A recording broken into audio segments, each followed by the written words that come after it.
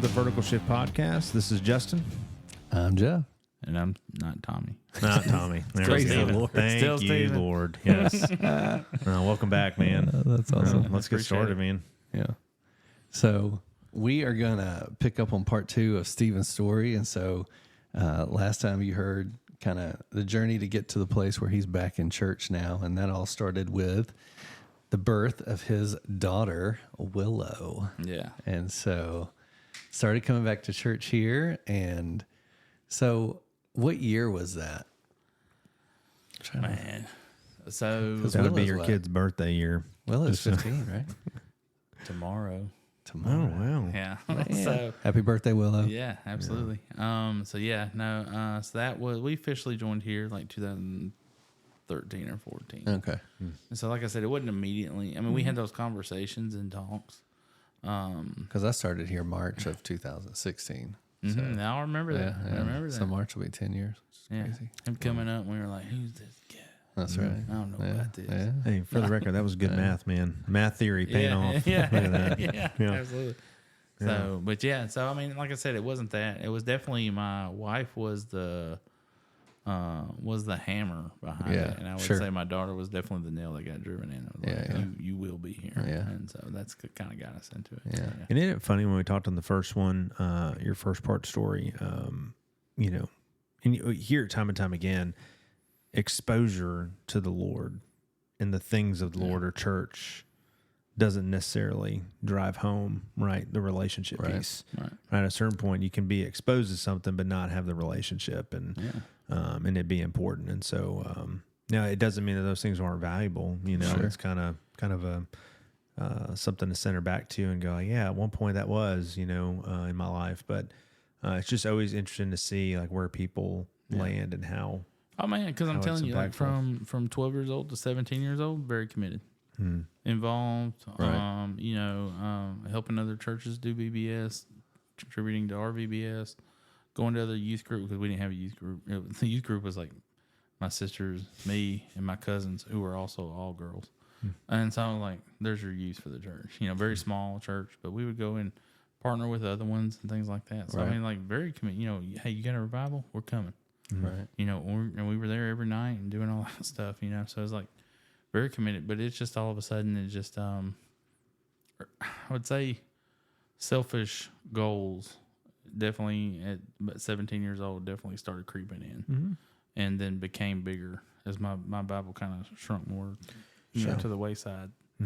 Those things became more of goals and Well, because we're human. And I think the more we can see where maybe we're living life without the Lord and things aren't like death, right? Or super serious. It's just kind of life. Yeah. It's like, kind of come numb to it.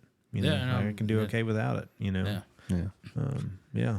Because you know, I'd say that too. Even I mean, they're very real because my true anticipation of coming back from a deployment for overseas that I volunteered to go, no anticipation of coming back. I was like, no, I'll probably end up dying over there. I was like, you know, and I was just like, okay, well, that's part of it. And then in my mind, I was like, well, you know, I'll be on a plaque somewhere, you know. And it was like that's just going to be it. And there was just no thought of anything other than I'll be on some. That was your purpose. Yeah, it was like I'll be on say, some sure. busted old plaque, you know, somewhere, you know, 100 years from now, they'll toss out. So like maybe it felt like you were wrapping up everything you were searching for. You were wrapping it up and like, hey, if that happens, that's good with me because I did it doing something worth doing. Yeah. yeah. I mean, that was really the kind of the goal. And then you can, you know, look back on it now and it was like, you dummy. Like, what are you, like, you know, absolutely like no thought process behind any of it, you know, now. But I think that helps me relate to some of our younger, you know, our youth and things like that. Sure. Where it's like, okay, they're not motivated by anything. And I'm like, I get that. Because neither was I. Yeah. You know, and it was like, this is the end result. And that's the end result, you know. Even though I knew different. That's the thing that got like, looking back on it, I was like, I knew that was not right. But still, it just, like I said, it just kind of, the Bible got pushed to the side. Yeah. Yeah. Well, I mean, biblically, you know, it says, you know, if you're feeding the things of the flesh are more prevalent. You're feeding the spirit, right, wants what the Spirit and the Lord wants. So it's common, I guess, is the way I'd say it. You know, You're not. Yeah. You're not alone. Yeah. Interesting. All right. So here's the part that I want to dive into. Okay. So 2013, 14, you started coming to church and getting plugged in and that kind of thing. Since I've been here for 10 years, I haven't seen you really in a leadership role until you took the How to Ruin Your Life class Yeah. with Steve. Yeah. So talk us kind of what was revealed in that and what was kind of the switch for you to like kind of, you know, for men that are listening, because this is kind of our plea and our cry for our church in general is, man, be obedient, go serve, get plugged in. Don't just exist, you know, at church. So what was it that about that study in particular, maybe conversations in there that really changed? So for me, I have always been a fan of David. Yeah. You know, like if you were to ask me like, hey, I'm like David. Like to me, having a title or a nickname, it meant a lot in my younger life, right? Because I was trying to kind of come up from where I was. And so I just pursued that. And I just remember like, okay, well, David's, everyone, what do they call him? His nickname, right? He's a man after God's own heart. Yeah. And I'm like, but this dude committed adultery. Right. This dude killed hundreds of people. This guy was trying to cover up everything that he was. He was, you know, essentially, you know, like slapping God in the face at times and just not obeying. And here we are, you know, over 2,000 years later, 3,000 years later. Yeah. And his nickname still remains. Yeah. So I was like, well, if he can make it, surely I can do it, because I hadn't done some of that stuff. I was like, I was like, I mean, there's some things on there I've checked off, you know, but I was like, I hadn't done like all that, Right. you know. And I think we're just constantly as men, like we're always comparing, you know, Sure. because we're like, you know, it comes up in conversation like, oh man, well that sin's not as great as that. I was like, well, sin is sin in God's eyes. Like he doesn't, there's no scale. And but for us, we put it on a scale. So I didn't commit murder, I just told a lie. And so anyway, so it was when I found out it was about David, I was like, yeah, I want to learn more. I just want to learn more into this aspect and story of it. And for years, I had I've been standing, you know, in my seat listening to the service, and I would kind of always get this little voice or this nudge that was like, go to the front and pray. And I'm just being dumb, right? So, and I'm just sitting here just going, I don't know. I can pray right here. There's like, why do I need to go up there? I don't need to do that. I can just pray right here. I never did it though. That's the issue. I would spend all the time arguing about why I didn't need to go. And then it'd be like, all right, service is over. And it's like, whew, I escaped that one, you know? So I just remember being up there one night and man, it's been drawn on me. And I was just like, yeah, like I know these stories. I know these references. I know everything that's going here. I know this is what, and it was like, I'm supposed to, like, even though David's not, like when he's in leading and in God's favor and God is by his, like this man is like truly just moving mountains, just like establishing God's kingdom. And I was like, man, I've been successful at some stuff and I didn't really have God with me. I was like, can you imagine what I could have accomplished had he actually been right there with me and a part of it? And I was in line with his will. Right. I was like, oh my gosh, like what have I been doing, you know? But there was just one night up there, we were praying and talking. It really started on the way here. And it was like the Sunday before, it was like, hey, go up. I need you to go up front and pray. And I get the same argument. Yeah. I don't need to do that. I pray right here. Pray right where I'm at. Don't need to. And then we were up in that class, so we started praying before the class starts. And kind of this notion again. It's like, hey, so I'm gonna need you to go pray. And I was like, we've been through this for years. Like I don't need. I'm praying right now. And it was like, no, and this will be the last time I ask. And I was like, boom, you know. Yeah. And I just kept thinking of like, man, you know, like God's like, hey, you want to harden your heart? I got you. And he's like he did with Pharaoh, you know. And he's like, oh, you want to harden your heart? I'll harden it for you. And I was just so fearful that like that was what was happening. Yeah, And I was like, oh, this is the last time I'm gonna ask you. And I got to thinking all those times, like I've been fighting what I thought was a command to go, Right. but it wasn't. It's like he was asking, like, hey, go. So dude, I spent that entire Wednesday night Yeah. uncontrollably crying. Yeah. Like couldn't stop. Like, and the worst part is, you know, our pastor breaks us up into two groups, and then he's got me leading one, Yeah. and I can't stop crying. Like I'm like, I can't read the book, can't read past, I can't talk. I'm just like, dude, you could pick anybody else. You know? But you know, I did. I confessed to the class, and I just told the class, I was like, hey man, when this is over, I'm gonna go pray. And then I had two guys that come and join me, and went down there and prayed with me too. So from that moment, things really started escalating spiritually. Yeah. Was it a plea to pray about anything specifically, or just No, it was just come go? Yeah. Put feet, come down. Yeah. So next Sunday rolls around, and I get this sense again where it's like, go to the front and pray. And so I was like, all right. I mean, I told you, if you ask, I'll go. So I do. And I get up there and I start praying. You know, I'm just like, man, I don't even know why I'm here. I could have done this from my seat again. Still, arguing. You know, I'm like, Yeah, creator. God. yeah. Like, what do you know? Yeah. You know, like I'm here on the merit of Stephen, not the merit of God. You know, just being stupid. And so, anyways, I was just like, man, I was like, what am I even here for? Like, I could have done this in my seat. You know, honestly, just being truthful, I was like, you know, I'm fearful that like I've been down on my knee, like is my butt crack showing? Like I don't even like people are like, what is this idiot doing up there? You know, and they're like, you know, and he didn't even have my good shoes on or nothing. I think it was like Crocs or something. And I was like, you know, I was like, people are probably just looking at me and like, this idiot, you know.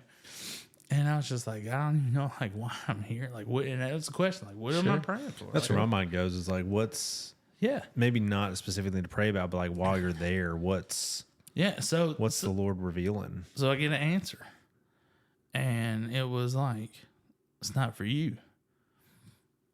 So I'm like, well, that doesn't make any sense. Like, why do you want me to go if it's not for me? Like, this is the dumbest thing I've ever heard. Right. So I was like, you know, well, you wanted me to come here. You wanted me to pray. I'm praying. I mean, I don't know what this is for. And you say it's not for me. So in Jesus' name we pray, amen. Right? And so I get up. And as I get up, I turn. And then our preacher, like, he's talking to somebody. Like, someone came down the aisle. And I was like, oh, there it is. So then got to talking a little bit later, and he was like, man, they've been contemplating coming for a while, but very fearful to walk down the aisle. Until they saw this guy with his butt crack hanging out. And his Crocs. I can do it. and they're like, well, this guy's going, geez, put me next to him, you know? And then that's what it hit me. I mean, it hit me like the second I stood up and turned. Yeah. Cause like, I mean, I can tell you exactly where I was. And turn, it just was like, it hit me instantly. Like, see, but here's told the you it's thing, not for and you. I'm not the Lord, so I can't tell you yeah. what all he was doing in that. But from the outside, I think this is where we minimize what God's doing and capable of doing, and that he's a multitasker. Because in the same way that may not have been for you specifically, and that person comes down because they feel like, okay, if someone else has come up and I'm not doing this, what they feel is on their own. I'm a firm believer, especially in men, that what I can hear in your voice and you resisting that draw to go down. I fought, man, for years. That's also the Lord dealing with a little bit of subtle pride, because it is a subtle thing of pride in men. And to be like, I'm not going down there and pray my seat. It's like, okay, Yeah. You know what I mean? And I'm talking about like I Yeah. would grip the seat in front of me, like Yeah. to you could bring like a gust of wind in here, and I'm like I'm not moving, like I'm not doing that.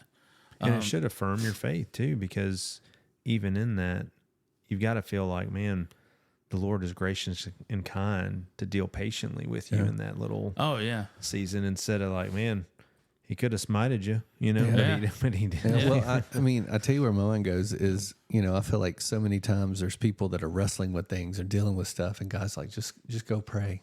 Just come to me about it. Lay it at my feet, right? Yeah. But here's yours. Yours is different. Yours is just, hey, I just want you to come to me and listen. Just come be obedient, right? that was it. So that's what got me, And then so I was like, man, I really feel like crap because I know I've been dealing with this for years. Hadn't told anybody. Hadn't even told my wife about this. Like, hey, I really, I'm getting feel the sense to pray, but I'm just gonna do it right here. Because I feel like she probably would have punched me, and been like, go, Right. And because for all those years that we were here, I would definitely say like the roles were wrong and Sure. reversed in our house. Like she led, and I was more of a support role. And that just adds to what we were both saying, Yeah. Jeff, and like what we're seeing and what you're saying is because it may not have been for you, but if we're also honest, it was for you, because if there was this time before where we've been here, the roles have been kind of, you know what I mean? The Lord's like, and I'll tell you, man, like so he knows what will get my attention, and he'll talk to me funky sometimes. He'll be like, "Hey, ding dong, I done told you, Right. go do this," and I'm like, "You're right, okay." But I promised that night, like once I left and then came up front, and the two guys came with me. I was like, I will never do that again. Yeah. I was like, you call me to the front? Okay, cool. I'll call. So, so that's why I get so defensive. At times, like we'll finish the sermon up, and the preacher's like, "Hey, I want men to come to the front and pray for other men in our church, Yeah.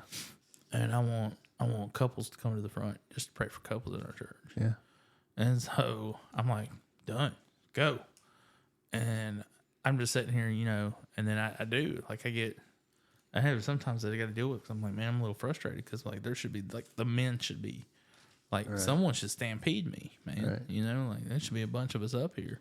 And sometimes it's just very few of us, Yep. For the call for spouses, and I'm just like, I just instantly reach over, grab her hands, like, come on, we'll go. Yeah. And like the whole time, she's like, well, he's going to think, like, people are going to think there's something wrong with our marriage. Yeah. Yeah. Like, we're the ones that you need to be praying. it's not And me, I it's was like, you. No. Yeah, yeah. And I was like, I don't care. Yeah. I mean, it just like it was that it was like, I don't care. Like, to me though, I'm like, if I can't obey when the preacher asks me to come forward, how am I supposed to obey when God tells me to come forward? And so I was just like, I done made a promise. Yeah. Where he said, when I call you to come forward, like, I will go forward on it. So from that aspect of it, it just went. But Because I remember our pastor being like, man, the Lord's really moving in this grow group, and what he's doing with this group of men is unbelievable.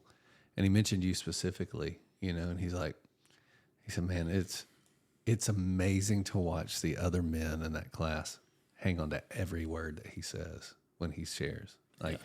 And just because you're being real. And when you're being real and obedient and honest, what God does with that vulnerability, all of that, man, that's just not who we are naturally as men. We don't want to do that. We don't want to tear down that pride, and take off that mask. And for me, it was hard. So, right, like growing up, a whole time in high school and stuff like that, like even until I joined the military, like I never took a leadership role. Yeah. Ever. You weren't going to find me talking in crowds. You weren't going to find me doing all this stuff.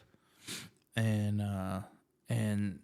then I get in the military, and it's like, okay, all of a sudden I start studying leadership. I start looking at leadership, right? And I start looking at all these different aspects. Because I keep thinking in my life, like, man, all this stuff that I was a part of, like, it really failed. And then I'm like, well, it kind of failed because the leadership wasn't where it needed to be.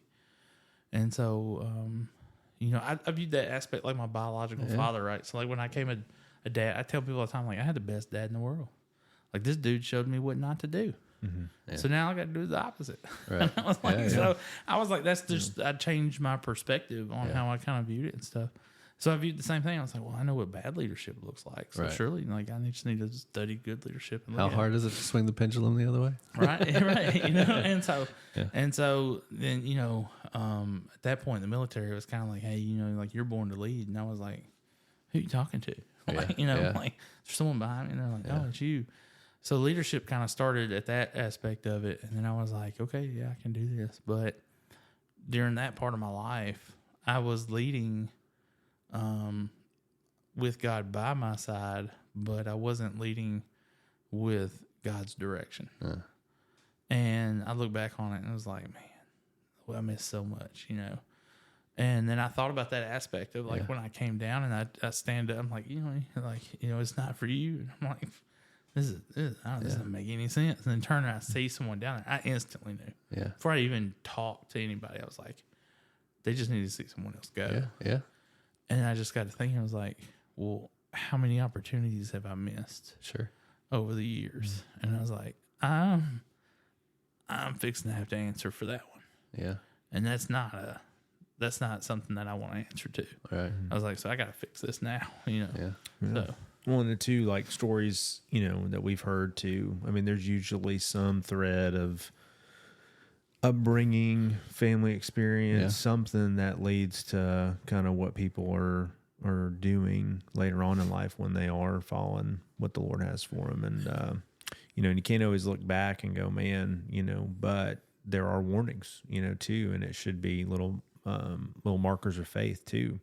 That way, to your point, Stephen, like if the Lord tells you to do something, do it, because delayed obedience is still disobedience. Yeah. You know, and it reminds me of one of my favorite books is Job, and even then, right in 38, then the Lord answered Job from the whirlwind, and he said, "Who is this who obscures my counsel with ignorant words?" I mean, at that point, Job's probably freaking out, and he says, "Get ready to answer me like a man when I question you."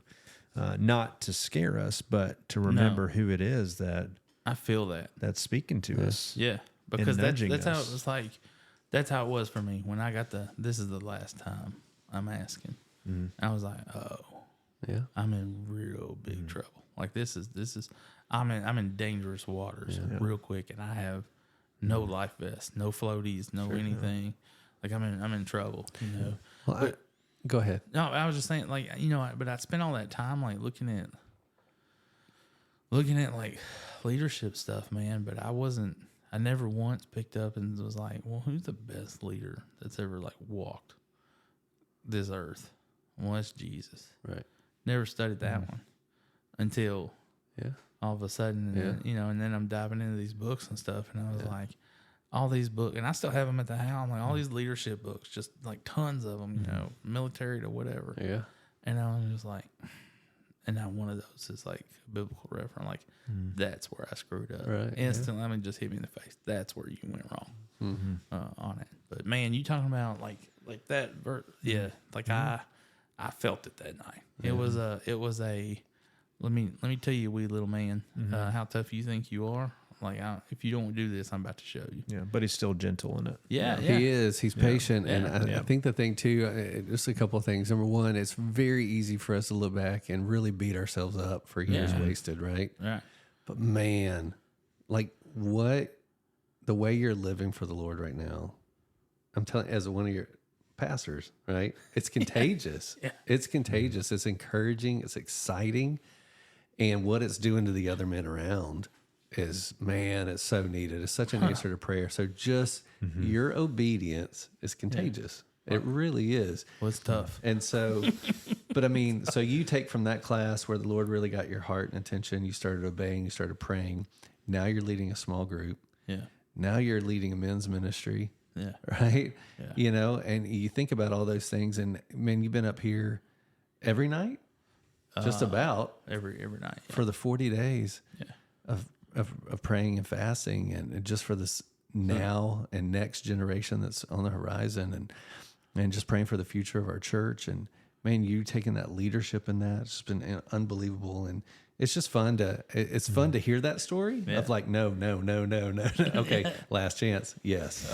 Right. Yeah. They don't need me in Nineveh, Lord. Because like, it was almost like you didn't even bat an eye when I said, hey, I want you to pray about going to Columbia with me this summer. You're like, what are the dates? You know, I'm like, who, me? Yeah, Why yeah. me? Not me. You know, Yeah, it's not about any of us, right? You're right. And so it's just being obedient to how the Lord's leading. And so anyway, it's just super cool. No, man. and it's cool. And like, so like what's kind of led to the opening, like I said, we're just sitting down and like I said, we've been talking about the fasting part of it and stuff since October. Yeah. And we didn't start till January. yeah, But even in October, and it was like in October, it was like, hey, open the door. yeah, And so I'm sitting there just going, open the door. Like, what are you talking about? Like, what does that even mean? You know? And so I was like, I don't even know. Like every time I hear the word fasting, like I go the other way. Like, you know, like I don't know anything about it. So, I told my wife about it. I said, hey, look, you know, like I don't know what fasting is. She's like, I got 3 books for you right here. You know? And so like she's really been like my you know, outside of the Lord, man, she's been my rock for this. She's like, okay, let's talk about it. She's like, let's watch some videos. Like, let's learn about it. It's like, okay, cool. And really got into it. I was like, man, okay, cool. And then I just remember like in November time frame, I was like, man, he's really putting like open the doors. I was like, I don't even know what that means. And I was like, I don't like, what do you do? You know? And so December rolls around and it was just like, hey, you're going to open the doors. So like I go tell the preacher, like, hey man, just so you know, 40 days coming up. I'm going to open the doors. And he's like, well, let's pray about it. I was like, oh yeah, it's already done. I'm opening doors, you know? And he was like, all right, well, let's talk a little bit more about it again. So we did. We talked about it. He was like, you sure about this? And I was like, I mean, yeah. I mean, I've already been through this once, man. I'm not getting whipped I've already again. told the Lord no before. and, Didn't work out great. And I was like, he's already whooped me enough, man. Like, I'm not trying to get beat down again, you know? Yeah. And I was like, and then everything that he's asked me to do has been, it's just been unbelievably just awesome. Like, it's just been like, I'm like, man, I denied you. I fought against you, resisted you. And then when I obeyed you, like, all of a sudden it was like, man, life got a little easy. Like, okay. And stuff was just started coming. Yeah. So, yeah, I mean, we just came up and was like, okay, well, every night at 7 o'clock, just open the doors. Make it available to people. You've already, you know, you ate. You kind of put the family to bed. Like, just get men up here or women up here, moms, whoever can come. Just get them up here and just pray. Yeah. And my prayer life was not that strong. Right. Like, you know, and it has intensified a whole lot doing this. But we had the weather that hit. And I was like, well, this might be my opportunity to kind of, you know. And I was like, then I got that sense again. I was like, I said, open the doors. Yes, sir. So, you know, and I was like, what's the worst that's going to happen? Like, you're going to come up here and spend a long time with God? So I was like, yeah. And during that process, you know, one of the other deacons that I was actually ordained with, you know, came up here with me during that. And man, so most people don't know this, but we would get up here at like 6:30, 7 o'clock, and we might not leave till 9:30. Yeah. I mean, we would just be up here fellowship, talking ideas, praying, and we were just, and you talking about for almost 2 straight weeks, it was like that. We were spending 2-3 hours up here just doing stuff. And it just, like our bond together has definitely grown a whole lot. Love this guy to death, you know.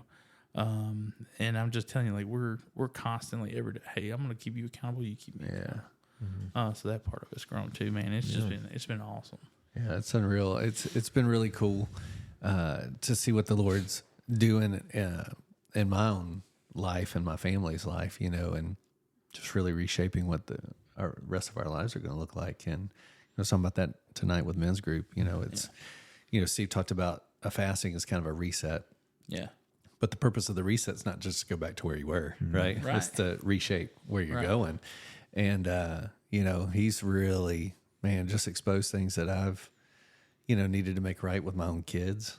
100%. Things that, you know, 100%. Just words that I've said that speaking life or death into them, you know, and am I framing them in a way the way that God sees them? Yeah. Or am I framing them in the way that I'm seeing them in that moment, that frustrating moment, things that I'm speaking into them? Man, Holy Spirit convicted me, man. I had to go to my kids and apologize and just let them know that, you know, hey, when I said this could have totally been interpreted that way. And I want you to know I love you. You're my son and I'm proud of you, you know, and all that. Yeah. And it's just, the Lord just really broke me in those things. And then, you know, just things I've been praying for, you know, Justin knows for a while, especially for my oldest, you know, he's a freshman in college now, kind of like we're talking about, like that age where it's real easy to kind of drift and go away. And not that that's happening at all, but you know, he's kind of lost in this, like, where do I go at church? There's not really anything for me. I'm not married, you know, like, so where do I fit in all of this, you know? And I'm like, hey man, go try this group, go try that. Hey, he just left the BCM at Memphis. It's his first time to get to go. Yeah. You know, he didn't go at all the first semester because classes didn't line up. Right. And now he's just spent 3 hours there. Yeah, that's what I'm saying, man. It just happens. Yeah. And so just things like that are like, he's listening.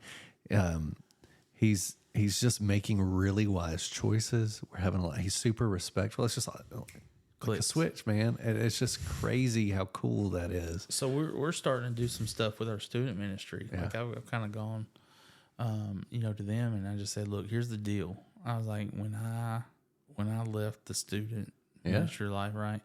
And like I came to an adult class and I was like, this is super boring. Weird. Yeah. And so I went, I said, hey, I want, like, for the next few months, each Sunday, can you give me, you know, 1 to 2 kids that are fixing to possibly age out of student ministry? Yeah. Let them come sit in our class. Yeah. And that way, when they do go to college and they have to go to that young adult class, they're like, I mean, I've already been to an adult class before. This is not unfamiliar terrain to me. Like, I feel so much more, you know, better about this experience, and they don't feel that uneasiness about it. Yeah. So hopefully we're fixing to start that soon with our class. I'd encourage you to do it too. You know? But I mean, it's definitely like I just get to thinking about those aspects of things. Like what it was tough for me. I was like, man, and I was like, this class is so boring. You'd be surprised, man, and not as proactively, but you know, we've got kids that come back that have gone away that are at college, and they'll come in and sit in because we've kind of lived life with them a little bit, and man, we still keep in touch with those folks, so it is a huge deal. And I would just say too, man, you know, I think for everything you shared, one, I'd encourage you, and then for those that are listening and kind of saying, hey, this resonates and can relate. I think the encouraging thing is, man, take it, run with it, and keep a humility of it too, because in the same way pride is subtle, it creeps in and it sits there, and especially as men, we go, oh, it's not there, it's not this, I'm not going, whatever it is. The Lord wants to deal with it, and that's where you get into, hey, if we're daily dying to the selfishness and self-centeredness of faith, then we should, in prayer, like we're talking about, go, hey, Lord, like, I know that my flesh is weak. And will you show up, reveal things? And when we do that surrender daily to those things, he's like, hey, absolutely, in your humility, I'm going to go to work, and I want you to obey. Because let me tell you, man, one of the, so during that time, right, that I had come up and kind of done this and started talking and praying and things like that, man, one of the best compliments I've ever been given in my life was given during that time period. And it's funny we're talking about this now because the person who gave me that compliment, I really hadn't seen him very much since then, and he was here tonight. And, and so I told him, I was like, man, I just want to let you know like what that meant to me. But the best compliment, he came up to me and he was like, hey man, I got this in my heart. This is what my family's dealing with now. And it was an adoption at the time. And he's like, I just want you to pray over it. And I'm asking because I know you'll do it. And I was like, all right, yeah, man. And I was like, man, it's so weird to say something like that, you know? And then, dude, here we are like 2 years later. And I'm like, I know exactly where that conversation was had, who I had it with, where I was standing. And I was like, that was the biggest compliment I've ever had in my life. You know, and it was like, hey, I just want you to pray because I know you will. And I was just like, okay, that's what that was about. And look, man, you're going to create a pattern in being, right, Lord willing, right, you continue doing this and you're consistent and you're growing. is being consistent, right? Because so quickly we can get into ruts and complacency and comfort and all these other things. So Well, that's what scared me about You know? the winter weather. I was Yeah. like, okay, hey, I can miss a I can night. stay home. Yeah. I was like, I can Yeah. skip a night. Like, no one's gonna know because no one's gonna be there. Well, and that's Right. true for us talking here and those Yeah. listening is like, man, comfort is comfortable, Yeah. you know, and we'll find our flesh Yeah. will find an excuse to be like, I'm tired. Like I've already served too And much. That was and, my excuse. I you was know, like, man, no one's gonna know. Like, no one's up there. yeah. And then it was like, God, I don't know. I was like, yeah, I'm not upsetting the big guy. Yeah. Yeah. It was interesting because I was just having a conversation with a couple the other day about, you know, hey, that rung that I'm striving for seems so far out of reach. And I said, it's not out of reach, right? You Yeah. know, it's just the obedient steps to get there. And I said, but when you get there, there's going to be another one, right? Yeah. And another one. Because that's what sanctification is. That's what we talk about. You know, we're going to keep climbing to be more like Christ our entire life. And that's the goal, is you just keep growing in that. You don't ever get to this and be like, I'm teaching a small group now. I'm done. And Yeah. it should be more and more less about us Yeah. Right. as that process Absolutely. is unfolding. And that's where Yeah. we don't care about recognition, accolades, the stuff, the thing, whatever. No, it's just dude, like, hey, at the end of the day, I'm seeing you use me, not for me, but for your Right. kingdom and your Right. purposes. Yeah. And that's a beautiful place to live. Yeah. You know, and I think back, it's so funny, we were talking about that last night too, you know, before watching the Super Bowl and stuff. It was just like, you know, hey, if you want to seek earthly rewards, cool. That's what you get. Yeah. There's your reward. very Like if empty. you want to, yeah. And it's like, so it's like, I want to do this. And then, you know, I want to post about it on social media, well, you know, so I can get likes, shares, and blah, blah, blah, blah.